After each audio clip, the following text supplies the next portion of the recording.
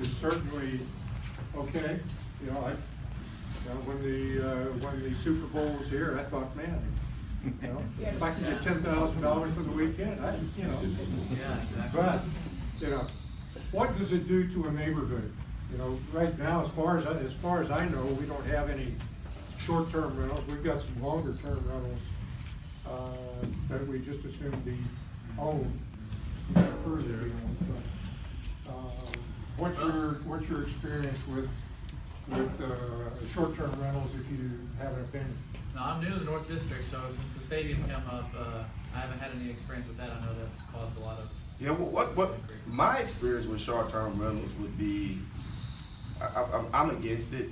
I think that if you're renting your property out, that's fine. I mean, that's your right, it's your property.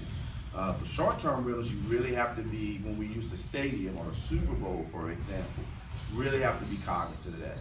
So many people are putting themselves out there and purporting to be one person who's interested to come in for the game.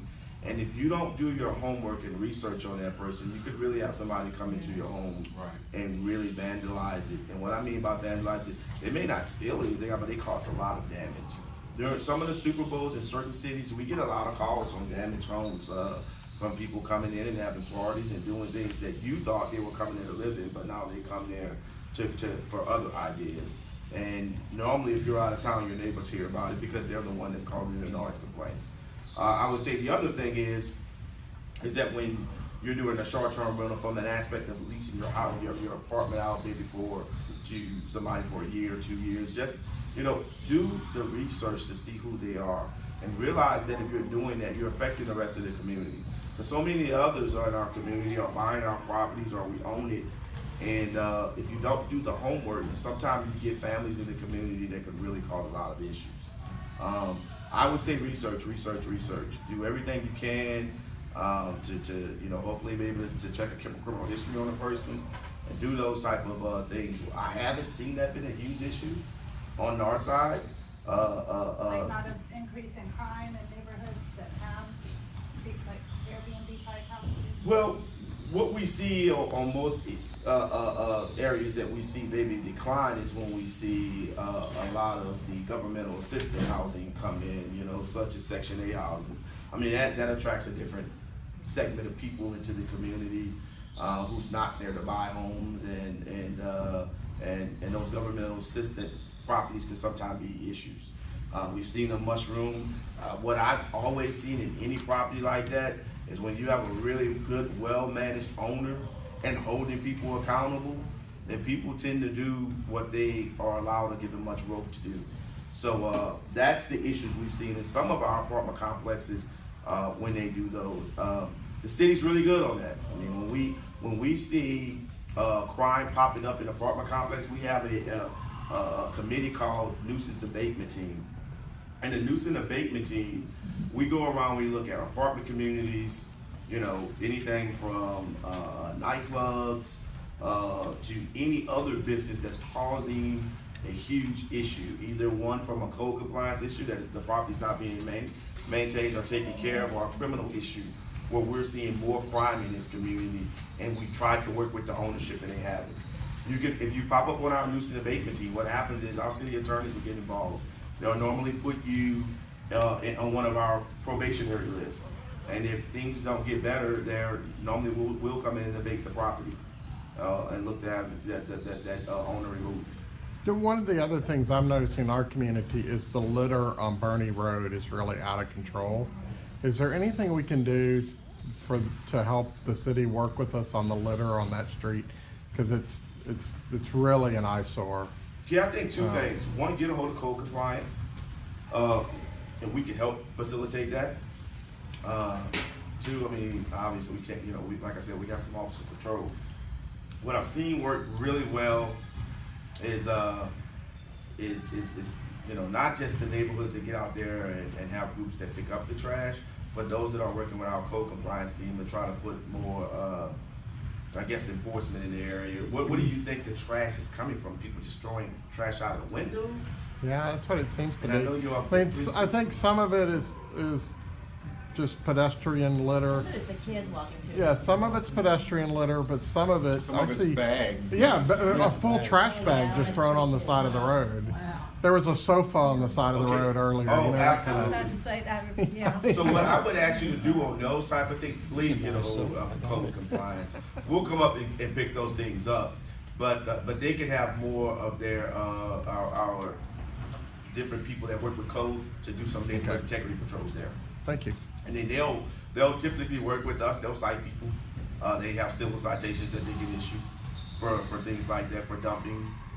So if you haven't worked with them, please try, because what happens with them is they're just like the police department. They come out and enforce those type of things for litter and trash being left on the side of the road, or somebody leaving a sofa.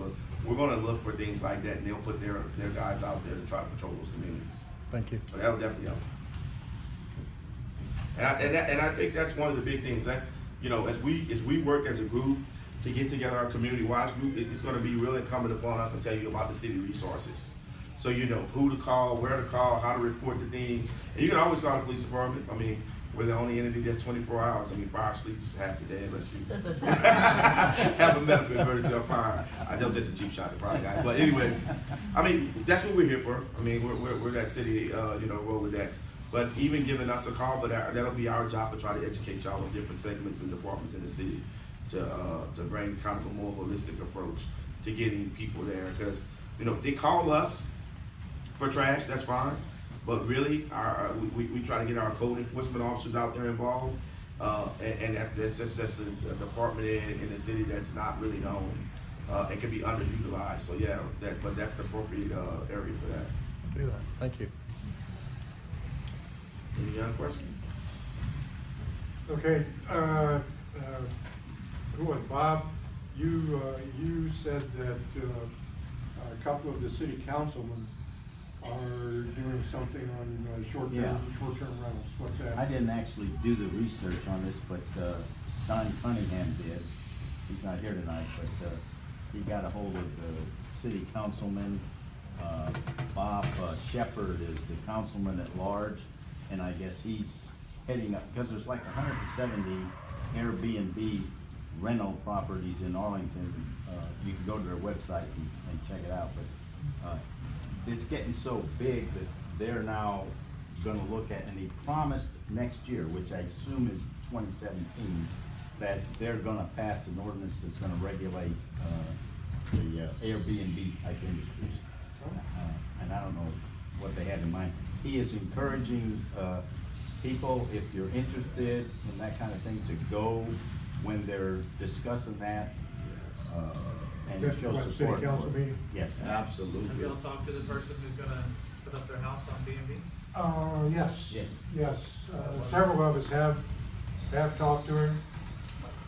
He's gonna do it full-time or just No, during the events? No, he's not gonna do it. No, he says, that's not what I'm gonna do. Now, this is an interesting individual. He is an arson investigator in Oakland, California, who's actually investigating all of that, the big warehouse fire out there. I went over and met him. Bob, I assume you did, John? He lives in LA, and he said he's investigating a fire, the one that killed 39 people. Yeah, up that in Oakland, it was up in Oakland. But he Lives in said, LA?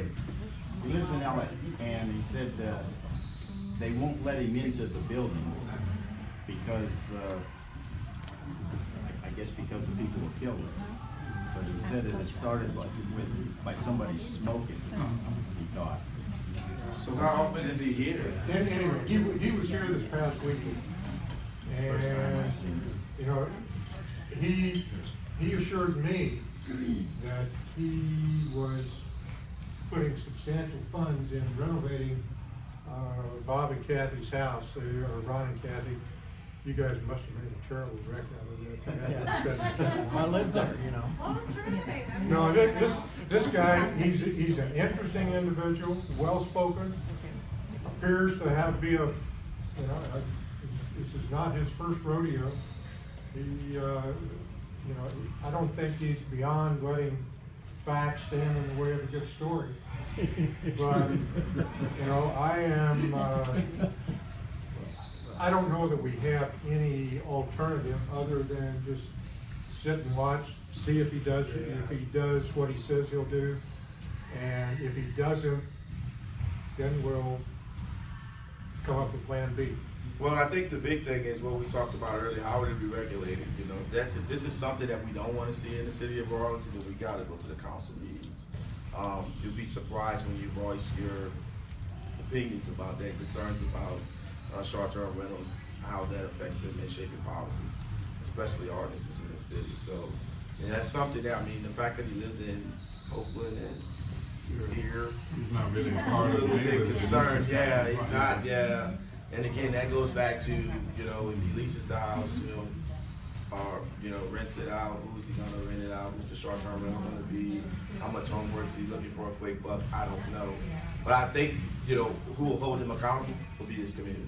I mean, you guys will, I mean, the fact, like you said, Kim going in and actually, you know, inquiring about that, I think that's what it takes.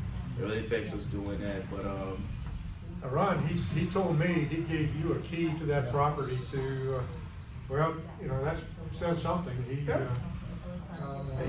you know, he asked, he bought the house from you guys. So, you know, he was saying, hey, keep an eye on my house, gave him a key. You know, very neighborly of, Ron and Kathy to do that. You must have It keys also to shows half the that- neighborhood. In case y'all don't know, they're all on top of our and refrigerator. I agree with the proactive approach, but as you say, there's nothing we can really do until you see it. I mean, we can't really regulate somebody who really hasn't, you know, rented the house or to who he's renting it to. It's kind of hard for us to be proactive in that, but in order to regulate it happening throughout and being common in the city, I would encourage you to attend the council meeting. Thank you very much. We appreciate you guys. You